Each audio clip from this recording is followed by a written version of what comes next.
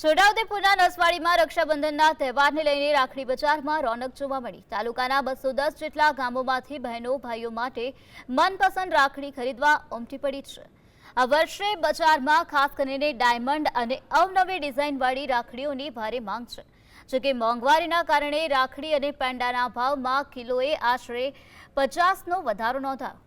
છતાંય બહેનોના ઉત્સાહમાં કોઈ કમી આવી નથી। આદિવાસી વિસ્તારમાં ભાઈ બહેનના પવિત્ર પ્રેમ અને રક્ષાના આ પર્વને લઈને ભારે ઉત્સાહ વર્તાઈ રહ્યો છે। બજારમાં અચાનક ગરાકી નીકળતા સ્થાનિક વેપારીઓમાં પણ સારા વેપારની નવી આશા જાગી છે।